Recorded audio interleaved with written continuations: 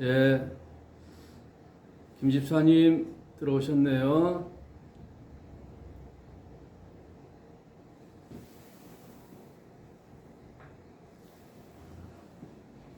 우리 서정석 권사님 들어오셨고,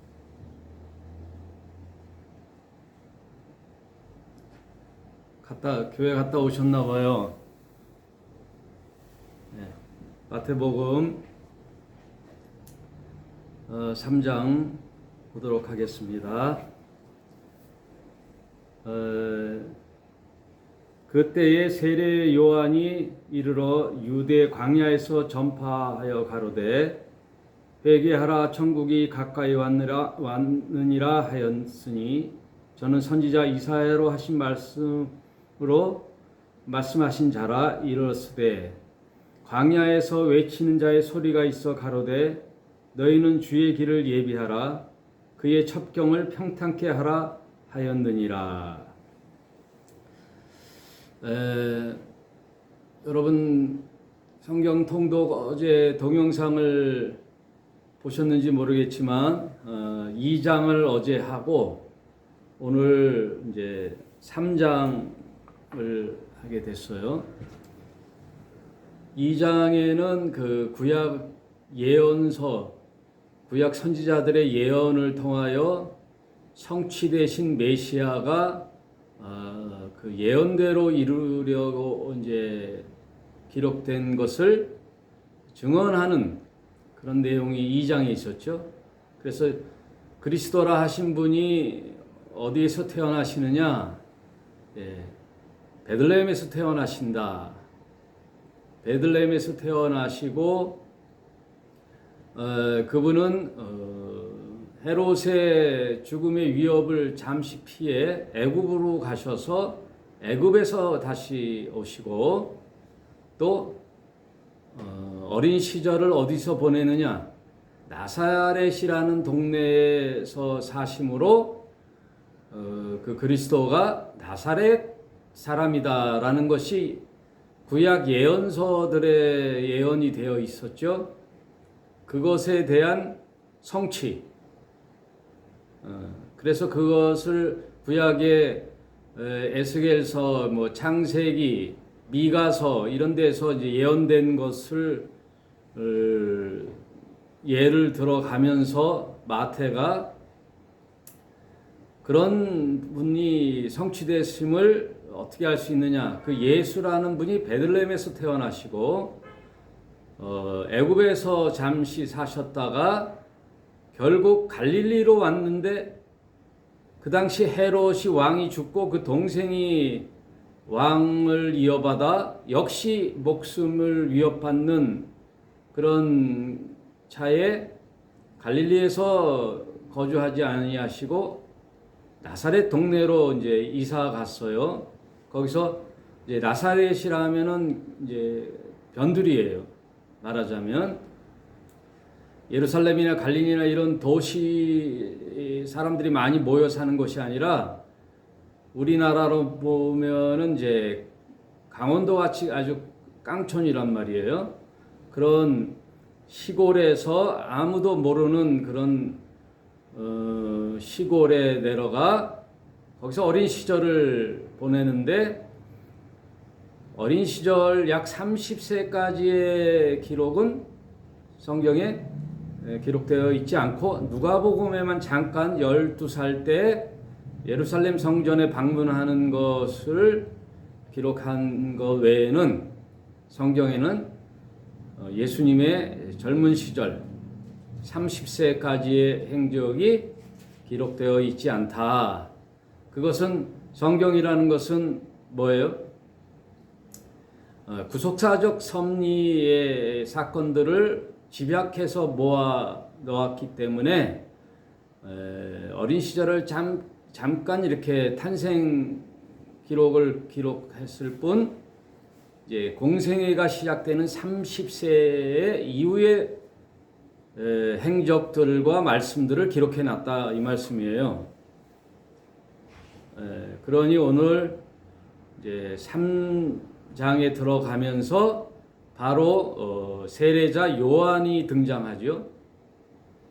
여러분 잘 따라오고 계시죠? 세례자 요한은 말라기에서도 예언되어 있듯이 그리스도라는 메시아가 탄생하기 전에는 그의 길을 준비하는 엘리야와 같은 이를 보내주실 것이다 그랬잖아요. 그리스도 탄생 바로 전에 그리스도를 준비하는 자, 그 엘리야 유형론, 모세 유형론이죠. 모세와 같은 자, 엘리야와 같은 자를 먼저 보내주신다는 거죠. 그래서 예수님보다 6개월 전에 태어나신 분이 세례 요한이에요.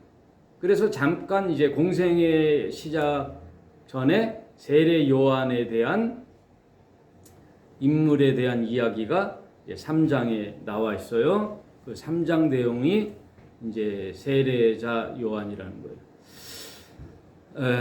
여러분 오늘 제가 예배에 대한 얘기를 이제 카톡방에 잠깐 올렸는데 여러분 오늘 지금 방송에도 참여해 주시고 그러는데 제 취지는 뭐냐면요. 이렇게 모여서 예배 드리는 것도 하나의 예배의 수단이고 예배라는 것은 내 삶 전체 영역의 모든 부분이 다 예배예요. 그 예배라는 것은 뭐냐면 하나님 앞에 행해지는 일이기 때문에 내 삶의 전체 영역, 사람을 만난다든지 일을 한다든지 무슨 장사를 한다든지 대화를 나눈다든지 또 어떤 사람에게 내가 봉사를 한다든지 이게 모든 게 예배 행위예요. 예배 행위. 그럼 하나님을 두려워하고 하나님을 공경하며 하나님을 사랑하는 마음으로 일을 하고 사람을 대하고 어디 가서 내가 무슨 일을 하든 그런 마음가짐으로 할 때 그게 예배라는 거예요. 그 중에 하나 이렇게 일주일에 한 번 혹은 일주일에 두세 번 모임 장소에서 모여서 함께 기도하고 찬양하고 음식을 나눠 먹으며 말씀을 상고하고 그리고 내 지난 삶 속에 있었던 이야기들을 서로 공감하면서 이야기를 나누는 것도 예배란 말이에요. 그러니까 이 모임 장소에 모이는 것도 하나님 앞에 하는 것이고 내 삶의 전체 영역의 모든 수단이 예배예요. 뭐 하나만이 예배가 아니라 그러니 여러분 이곳에 모여서 예배 드리자고 할 때 그런 마음가짐으로 와야 돼요. 주님을 사랑하고 공경하는 마음으로. 그리고 역시 지금 방송으로 참여하는 여러분 역시 그런 마음으로 지금 참여해야 된다는 거예요. 예? 뭐 다른 일을 하면서 방송 듣고 그러지 말고 이 시간에는 하나님 말씀을 집중해서 하나님을 공경하는 마음으로 그 말씀을 대하는 자세로 이렇게 임하는 것이 예배의 자세라는 거예요. 그리고 또 하나 여러분에게 말씀드리고 싶은 것은 이건 굉장히 중요한 얘기예요. 우리가 예수님을 믿고 하나님을 믿는 그 근거는 뭐예요? 지금 예수라는 분이 이 시간에 여기 찾아오는 게 아니에요. 예? 무슨 근거로 우리가 예수님을 나의 주님으로 믿고 하나님을 공경하고 하나님께 모든 내 삶의 영역에 예배를 드리는 것인가? 그것은 성경이란 말이에요. 성경. 2000년 전에 기록된 유대 땅에 오신 인간 예수님이 나의 하나님이요 나의 주님이요 나의 구세주임을 그리스도이심을 고백하는 그 근거가 어디에 있느냐? 2000년 전에 기록된 성경의 말씀 가지고 우리가 그분을 배우고 익히고 알게 되었고 그게 믿어져서 나의 주님으로 믿는 거란 말이에요. 그러니 성경의 말씀을 가지고 내가 믿는 거예요. 그러니 예배라는 것도 마찬가지예요. 그래서 제가 오늘 방송하는 것을 이걸 녹화를 해가지고 우리 톡방에 올려놓잖아요. 그 톡방에 올려놨을 때 그 톡방에 있는 방송의 내용을 등산을 한다든지 잠자기 전에 듣는다든지 운전하면서 듣는다든지 해서 이상문 목사를 통하여 성경을 해석해주고 성경을 풀어 설명해 주면서 그 말씀이 나에게 다가왔을 때 믿어지는 거란 말이에요. 말씀이 근거가 되어 내 믿음이 갖게 되었고 또 그 믿음이 자라게 되고 그리고 신자의 삶을 살게 된다는 거예요. 그러니 제가 교회에 와야만 합니다 이렇게 강조 안 한다고 해서 여기 모이는 예배를 등한시한다든지 또 지금 실시간으로 드리는 예배를 등한시한다든지 하면 안 돼요. 여러분, 예. 어디에 가서 무엇을 하든 하나님 말씀을 들을 때 늘 주님을 공경하는 마음으로 그리고 주님을 사랑하는 마음으로 이 말씀이 나의 생명이다 생각하고 늘 내가 어디에 가 있든 주님 앞에 행한다는 마음을 가지고 있을 때 그게 신자의 자세라는 거예요. 여기 모임 장소에서만 드리는 것이 예배가 아니라는 뜻이에요. 그렇다고 해서 여기 모이는 것이 안 좋은 것이냐? 그게 아니죠. 모여서 예배 드리고 그리고 신자로서 희락의 교회라는 교회의 공동체에서 모였을 때에는 그래도 와서 얼굴을 대면하고 식사도 나누며 형제간에 신자로서의 우애를 다지고 서로 기도하면서 무슨 이제 이야기들을 나누면서 서로를 생각하고 이야기해주는 그런 코이노니아 교제도 중요하단 말씀이에요. 그러니까 여기 모이는 것에 대하여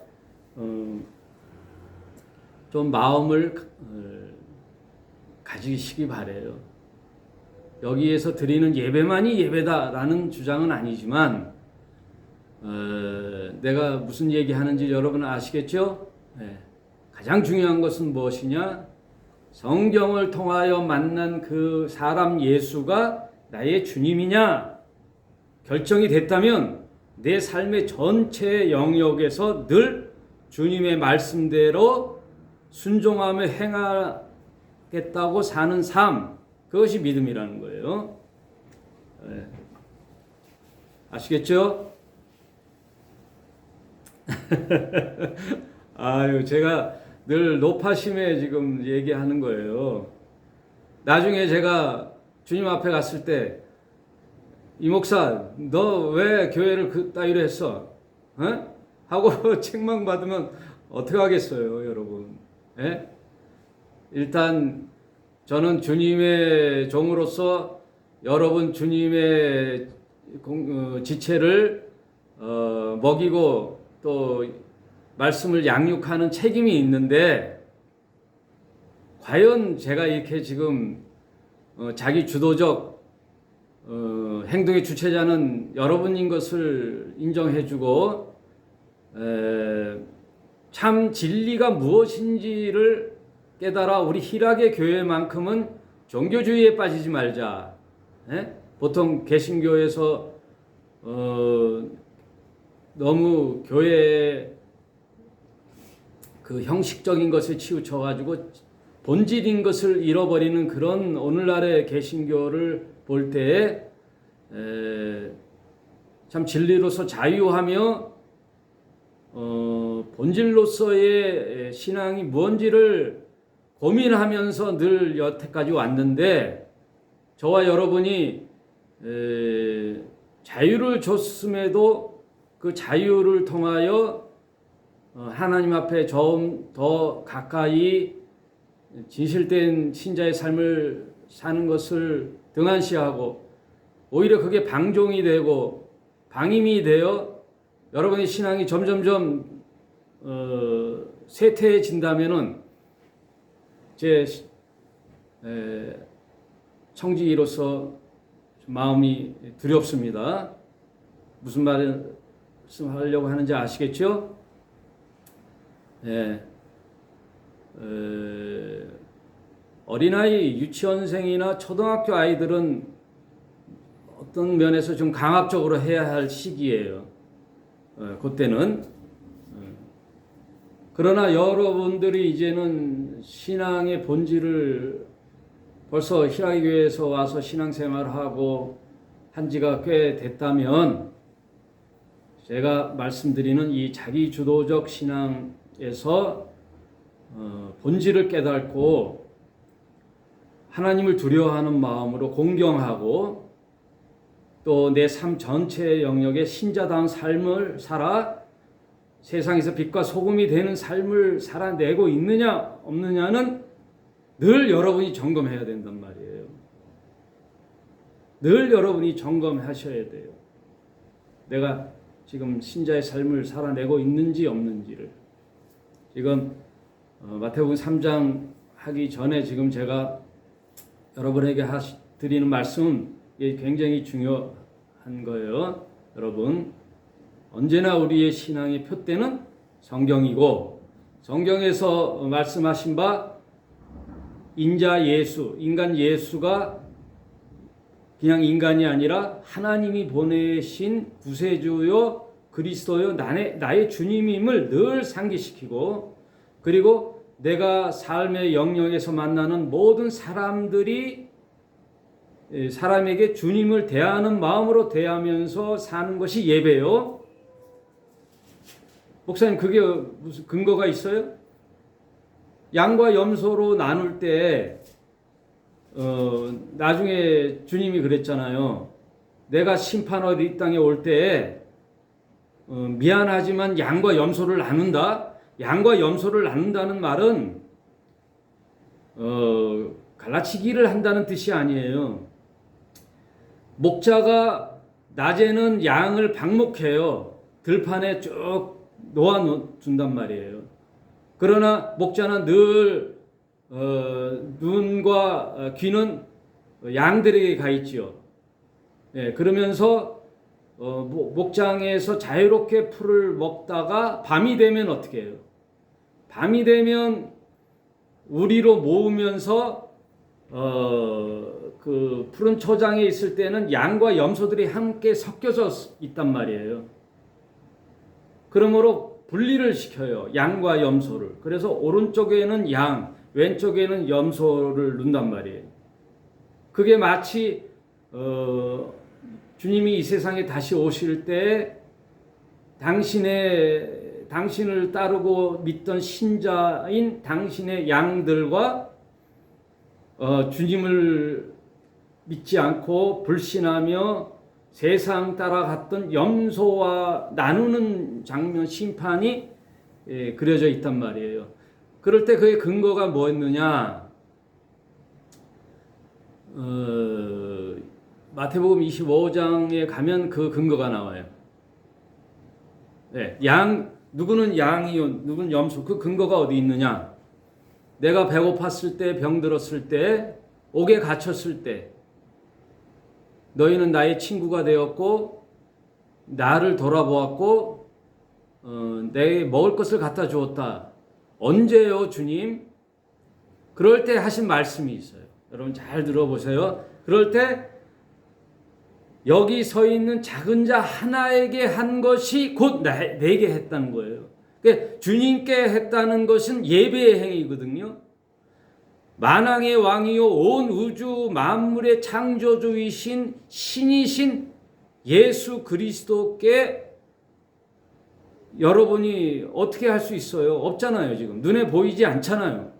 2000년 전 예수가 이 시간에 내 눈앞에 있다든지 음성으로 나에게 들린다든지 그런 일이 없잖아요. 그런데 내게 했다는 뜻은 뭐예요? 눈에 보이는 내가 만나는 내 삶 속에서 만나는 자, 그 중에서 지극히 작은 자에게 한 것을 당신에게 한 것과 동격으로 놨단 말이에요. 그거를 예배의 행위로 놨단 말이에요.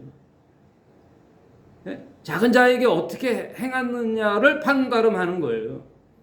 그때 내가 염소인지 주님으로 믿는지 신자인지 참 신자인지 아닌지가 판가름 나는 거예요. 그걸 근거로 너는 오른쪽 양으로 너는 왼쪽 염소로 분리를 시켜요. 예수님이 어느 건물에 들어가서 찬양을 많이 했다든지 새벽 예배를 많이 참석했다든지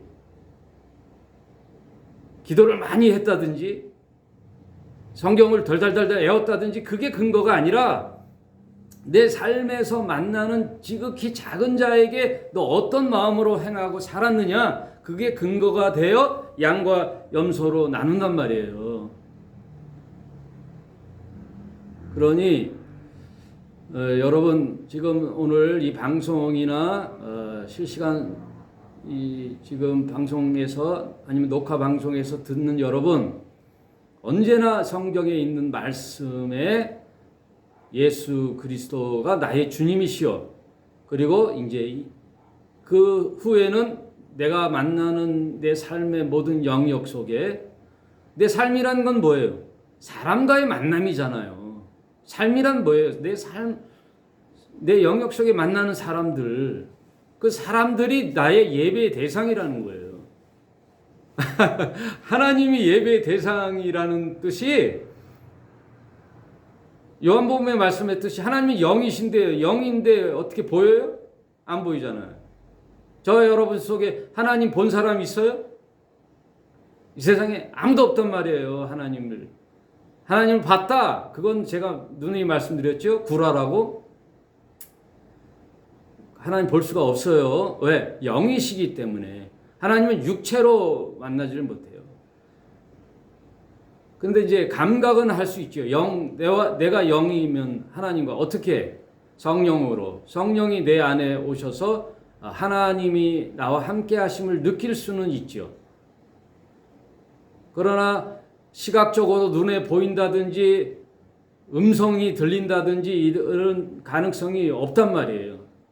그러면 하나님을 어떻게 알 수 있느냐? 말씀의 기록으로 알 수 있단 말이에요. 말씀의 기록으로. 기록된 바 하고 증명하잖아요. 메시아 그리스도도 어떻게 증명해요? 구약에 예언된 말씀으로 기록된 바 이렇게 했다라는 뜻이잖아요. 그러므로 우리가 믿는 근거는 성경 말씀이란 말이에요. 이 성경이 언제 쓰여졌느냐? 2000년 전에 쓰여졌단 말이에요. 그러므로 여러분들이 지금 보이지 않는 하나님에 대한 예배 행위는 내가 만나는 삶의 영역의 모든 사람이 내 예배의 대상이 된단 말이에요. 그들을 어떻게 대하고 살았느냐. 그러니 뭐 악한 자들에게 내가 선한 일을 행하지는 않지요. 대적자에게는 대적을 하지요. 그거는 이제 디테일하게 들어왔을 때 말씀이 이런 자는 어떻게 하라는 게 나오잖아요. 네. 예수님이 하신 말씀은 뭐예요? 지극히 작은 자 하나야라는 뜻이에요. 여러분, 뭐 많은 자에게 내가 뭘 선의를 하고 하라는, 그건 그만큼 사람의 능력에 따라 그렇게 되겠지만 출발점은 뭐냐? 내 삶의 영역에 지극히 작은 자, 나의 도움이 필요한 지극히 작은 자에게 너는 어떻게 하고 살았느냐로 내 인생을, 예배를 하나님이 평가하신다는 거예요. 내 신앙을 평가한다는 거예요. 여러분, 그러므로 여러분의 삶 속에 이런 사람 저런 사람 만나잖아요.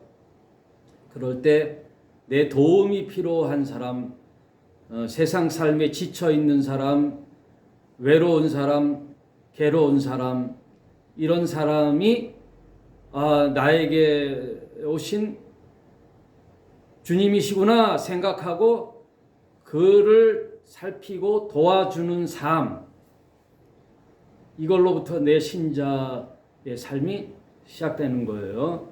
그리고 저희 교회가 안나의 집에 후원을 했듯이 세상에 먹고 사는 일에도 하루 한 끼도 못 먹는 그런 소외된 자들과 다 찾아다닐 수는 없어도 그들과 함께 한다는 마음으로 그들의 식사에 후원금을 보내주는 마음, 그런 마음이 우리 신자의 마음이라는 거예요. 그게 예배 행위예요. 그런 것들이 예배 행위란 말이에요. 예배는 그렇게 형이상학적인 게 아니에요. 예배는 교회에 모여서 목청껏 찬양하고 기도하고 목사님 말씀 들어가지고 그게 예배 행위가 아니라고는 할 수 없어요. 한 수단이라고 그랬잖아요. 내 신앙의 표현의 한 수단이에요. 그것도. 그런데 그게 목적이 되어서는 안 되고 그것만이 예배라고 주장할 수 없단 말이에요. 왜? 성경에 그렇게 말씀하시니까. 이 지극히 작은 자 하나에게 한 것이 곧 내게 한 거라고 했잖아요. 그러니 여러분 이제 말씀을 들을 때마다 우리 희락의 교회가 타 교회보다도 모임의 횟수가 적고 굉장히 자유로운 것 같지만 사실은 내 인생의 삶의 전 영역을 다루고 있단 말이에요. 여러분. 예? 여러분 일반 개신교회처럼 매일 모여 새벽 예배, 수요, 금요, 주일 예배를 안 드려도 그들의 신자들과 우리 희락의 교회 신자들이 내 삶을 하나님께서 저울질해 봤을 때 너는 참 진리의 삶을 살았구나, 참 신자의 삶을 살았구나라고 인정받기를 바래요, 여러분. 이제 그 얘기가 오늘 세례 요한을 통해서도 얘기가 나와요. 오늘 좀 중요한 얘기를 했는데 한번 곱씹어서 지금 생각해 보세요, 여러분. 이 방송을 다시 한번 들으면서 한번 뭘 이 목사가 얘기하는지를 한번 곱씹어서 생각해 보시라고요. 자, 3장 한번 살펴보겠습니다. 세례 요한을 이제 소개하는데, 이 요한은 약대 털옷을 입고 허리에 가죽띠를 띠고 음식은 메뚜기와 석청이었더라. 굉장히 이 물질의 삶의 초월적인 자세로 살았다는 거예요. 이 성경에 굉장히 중요한 말씀들을 기록해야 되는데 지금 의식주를 딱 소개했는데 왜 했겠어요? 그냥 세례 요한이라는 자가 있었다 하고 말 것이지. 왜? 그는 광야에서 살며 주지요, 주. 그 다음 약대 털옷, 그 낙타의 털옷 한 벌, 그건 의지요. 그리고 메뚜기와 썩청, 광야의 그 돌에서 나는 꿀, 그 메뚜기 이런 단백질이죠, 메뚜기 같은 거. 그거는 광야나 들판에 있는 거잖아요. 그러니까 의식주가 굉장히 간결하단 말이에요. 요즘 현대인들은 너무 많이 잘 먹어서 병이 오는데, 먹는 즐거움도 있지만 우리 신자의 삶은 좀 이렇게 간결해야 된다는 거예요. 의식주. 이때 예루살렘과 온 유다와 요단강 사방에 다 그에게 나와 자기들의 죄를 자복하고 요단강에서 그에게 세례를 받더라. 요한이 많은 바리새인과 사두개인 세례 베푸는데 오는 것을 보고 이르되 독사의 자식들아 누가 너희를 가르쳐 임박한 진노를 피하라 하더냐. 이 얘기도 굉장히 중요한 말씀이에요. 세례 요한이 제사함을 주는 세례를 베풀고 있는 소문이 들리니까 이 종교 지도자들과 바리새파 서기관들이 세례 요한에게 찾아왔다는 거예요. 그러면서 하는 말이 저자가 과연 메시아인가를 한번 살펴보면서 또 분석하면서 한번 뭘 얘기하나 하면서 들어보기도 하고 거기서 혹여 세례라도 받으면 제사함을 받지 않을까라는 호기심에도 찾아왔는데 그의 심정을 세례 요한이 꿰뚫어 보는 거지요. 꿰뚫어 보는 거예요. 오늘날 많은 신자들과 같이 교회 왜 다니느냐? 교회 왜 오느냐? 교회 가니까 많은 사람들을 사귀고 또 유력한 사람을 만나서 교제하면서 자기 삶이 좀 형편이 나아지거나 또 교회에서 하는 말씀들이 내 살아가는데 좀 중요한 또 상식이 되고 교훈이 되는 지식이 될 수도 있고 또 외로운 인생의 여정 속에 또 교제도 하면서 교회 생활하는 게 그렇게 나쁘지 않다 이런 마음으로 오는 사람들이 많지요. 여러 가지 목적이 있어서 오는데 오늘 유대의 종교 지도자들이 올 때에는 세례 요한이 볼 때에는 너희들에게 임박한 진노를 피하려고 오느냐 이 얘기예요. 그들에게 아주 심한 욕을 하지요. 독사의 자식들아, 너의 삶들은 보니까 사람을 능멸하고 속이고 가난한 자를 없이 하며 소외된 자들에게 군림하는 너희들, 그리고 종교 지도자들을 볼 때 삶은 전혀 아닌데 세례 요한에게 찾아와 제사함을 얻을까 하는 그런 요행을 바라는 너희들에게 세례 요한은 독사의 자식들이라. 한번 이런 걸 오늘날 현대 교회와 한번 비교해 봐서 생각해 볼 여지는 있어요. 아무튼 그러므로 회개에 합당한 열매를 맺고 바로 나오잖아요. 너희가 회개해서 제사함을 받았다면 지금 너희가 행했던 모든 것들에 합당한 열매를 맺어라 이거예요. 하나님에게 드려지는 바 그런 삶이 되라 이 얘기예요. 종교는 열심히 하는데 삶은 전혀 아니면은 독사의 자식이라는 거예요. 독사의 자식. 이율배반적이죠. 네? 겉으로는 아주 거룩한 자 같으나 속은 엉망인 자들이 많고 삶은 엉망인 자들이 많잖아요. 온갖 세상의 나쁜 짓과 남에게 눈에 눈물을 내게 하는 자 보면은 어느 교회 장로래. 제가 요즘 가서 일을 해서 여러 사람을 만나면서 얘기해 보면요. 일을 시키고 돈을 안 줘요. 그리고 물건을 받고서는 돈을 안 줘. 보면 교회 다니는데. 그냥 교회 다닐 뿐만 아니라 지도자들이에요. 다 장로들, 심지어 목사들도 있어요. 9절에 속으로 아브라함이 우리 조상이라고 생각하지 말라.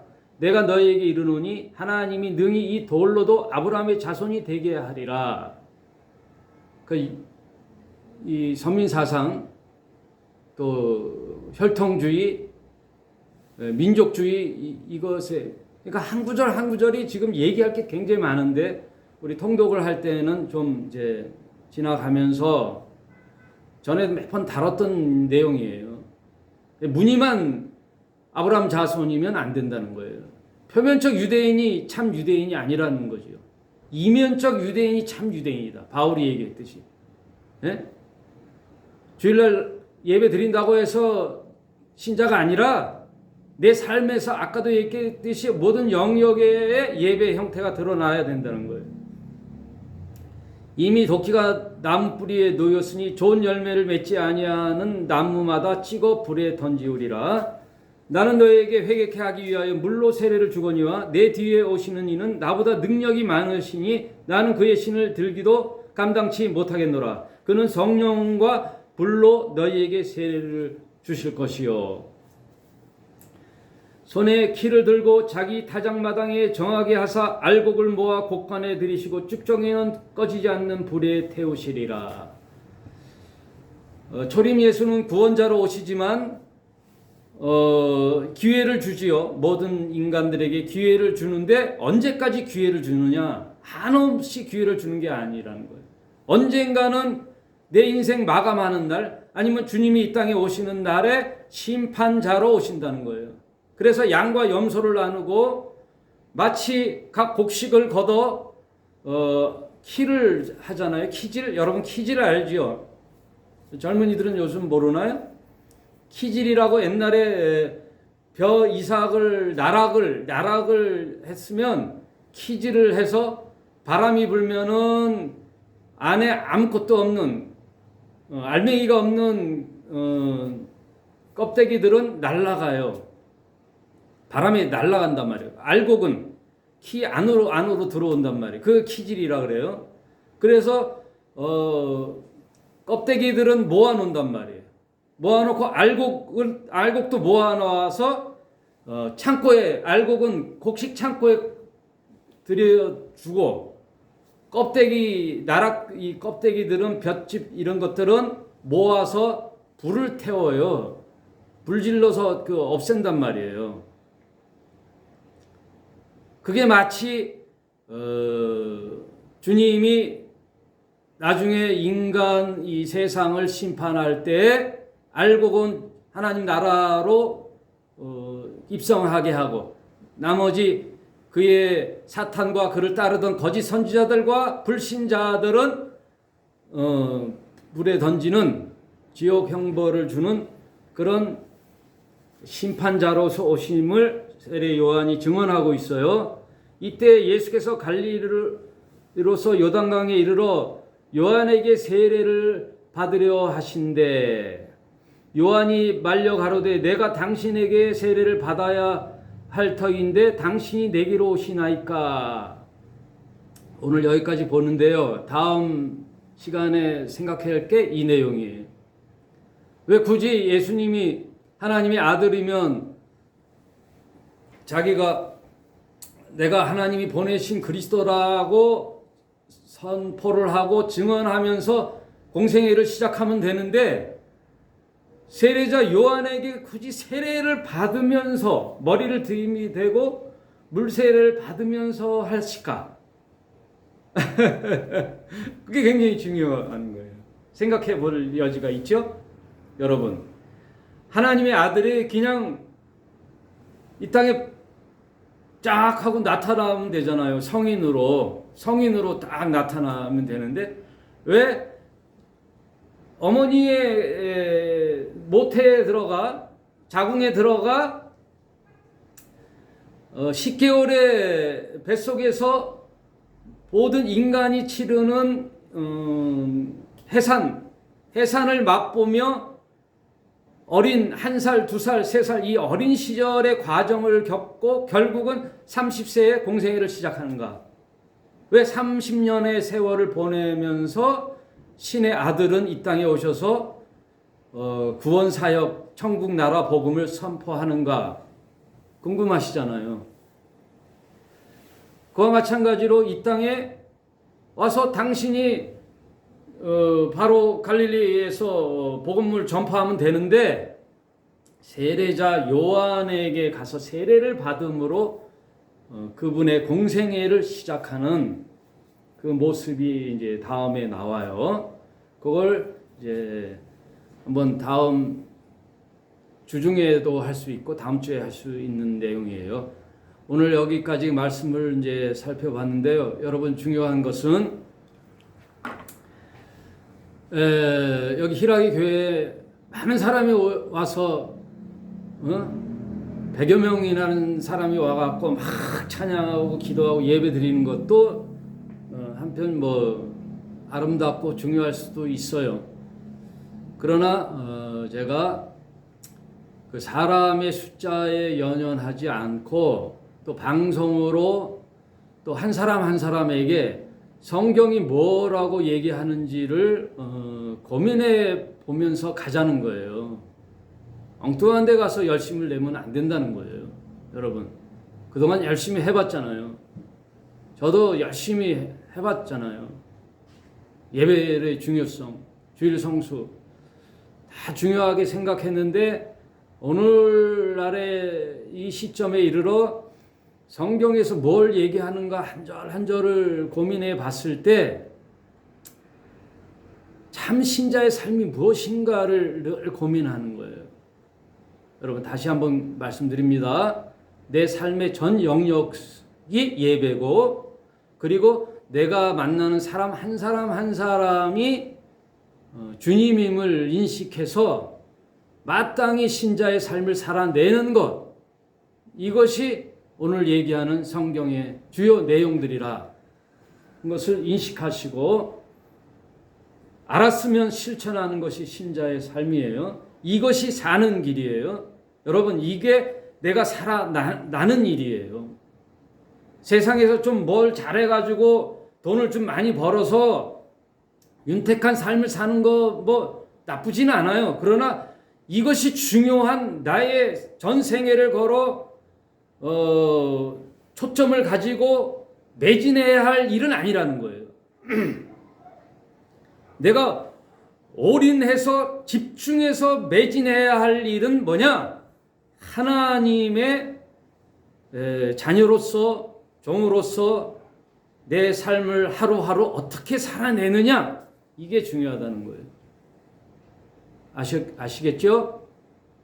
그래야만이 하나님의 참된 사람으로서 인정을 받고, 그리고 주님과 영생을 누리며 희락을 누리며, 하나님 나라는 뭐라 그랬죠? 의와 평강과 희락이라 그래요. 하나님 나라는 의와 평강과 희락이라. 삶에서 의를 행하며, 여러분 세상에 좌지우지 되는 그런 것을 맛보지 말고 평강을 누리며 희락, 기쁨을 누리는, 신자로서의 믿음의 기쁨도 누리는 그런 하루하루를 살아내시길 바랍니다. 오늘 방송 여기까지 하겠습니다. 한 주간도 승리하시고 다음 시간에 또 말씀으로 찾아뵙겠습니다. 감사합니다.